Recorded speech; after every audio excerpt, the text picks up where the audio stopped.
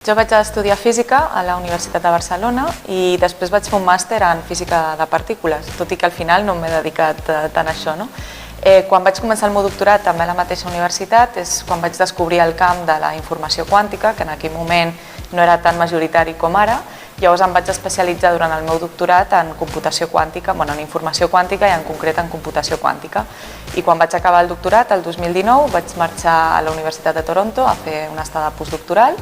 Vaig estar allà 2 anys i després ja vaig tornar aquí a Barcelona, al Barcelona Supercomputing Center, per treballar en computació quàntica i els seus algoritmes i també per coordinar el projecte Quantum Spain. Jo havia sentit parlar dels Premis Donatic ja des de fa bastants anys. De fet, em vaig presentar quan estava encara fent el meu doctorat i em va semblar una iniciativa molt interessant per donar visibilitat a les dones que treballem en tecnologia i en ciència. D'haver rebut aquest premi, òbviament estic molt contenta.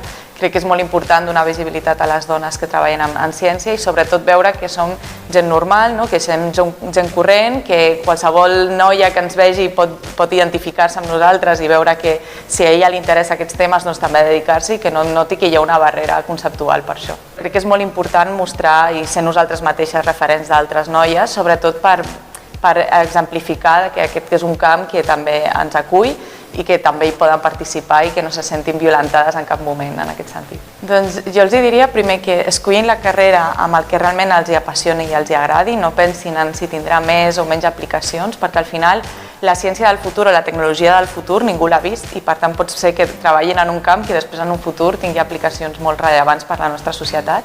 I segon, que no es creïn elles mateixes barreres, que si realment els agrada un camp, encara que pensin que és molt complicat, és complicat per tothom i sempre trobes una manera per aprendre i per saber-ho. I al final els millors científics i els millors tecnòlegs i tecnòlogues són aquells que treballen amb passió, no els que treuen potser la millor nota o els que es pensen que saben més. Per tant, benvingudes al nostre món de tecnologia i us esperem amb els braços ben oberts.